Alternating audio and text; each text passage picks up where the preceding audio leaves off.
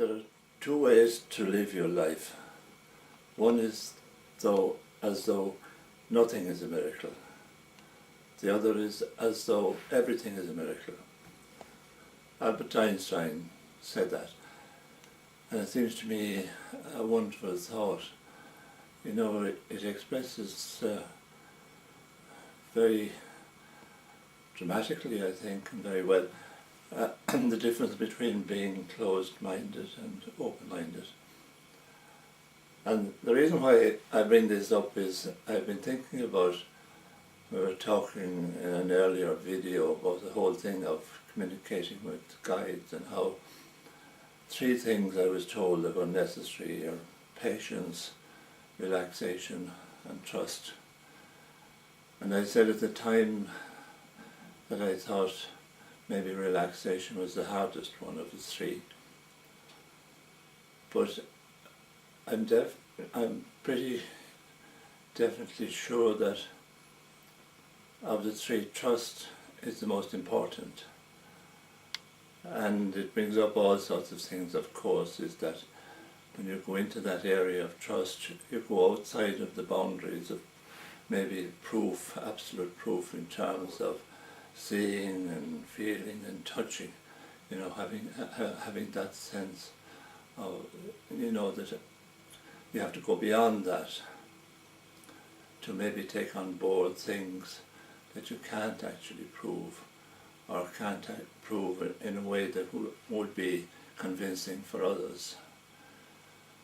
And that, of course, has been one of the things in my own life very much when I came into this whole area of working with guides and in collaborating with them and writing books.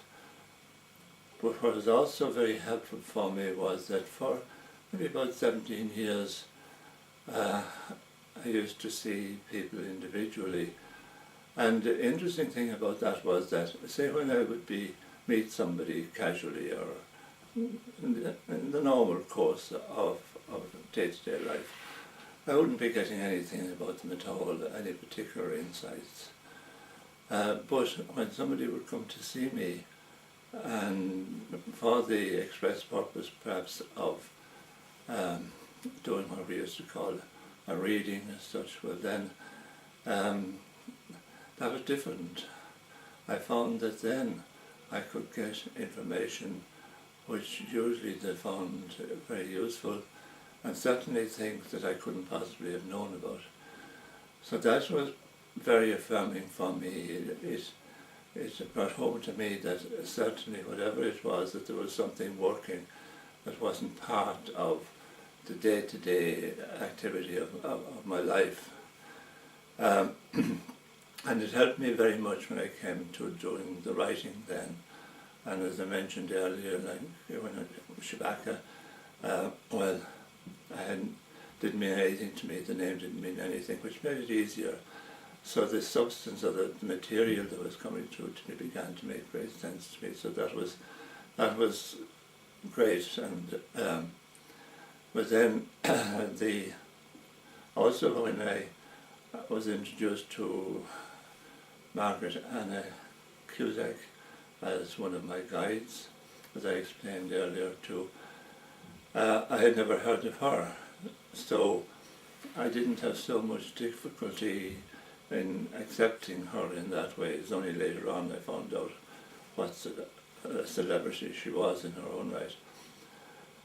But then the third one was Jiddu Krishnamurti. Now I knew about him, of course, and I had read about him, and I had read some stuff that he wrote. I had never actually seen him, but it's only since I've started doing the YouTubes that I've been able to see him on YouTube, which is very interesting. But that was more difficult for me in terms of brought up all sorts of questions like, why would you want to be communicating with me? And this is where I bring in the whole thing of trust, that all along then there has been a huge thing about trust and trusting and working with that. And at times, well, it would be easier maybe never to have got into all this, that I wouldn't have to,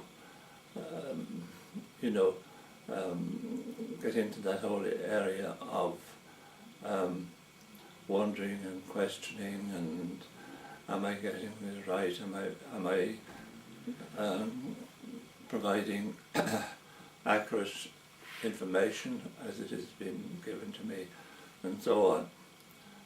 But as I look back at it now, from where I am now at my present age, I can see that perhaps if I hadn't done it, if I had gone on and continued to live my life in a very safe way, as it were, that I wouldn't have taken the risk, and I wouldn't have got into that whole area of trust in a way that has opened up life for me in all sorts of other ways, that I can now be far more open-minded, that I am not stuck with conditioning that I would have grown up with. I've been able to be open to all sorts of other streams of thought, and to perhaps see the wonder of life in that way, and how the synchronicities of life work, and the various things that come up that would never have happened, and the continuing exploration that can go on, the adventure, if you like, of life.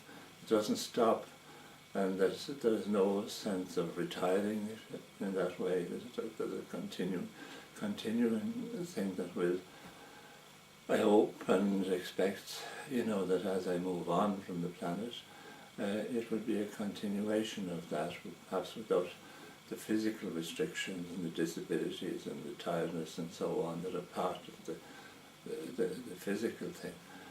So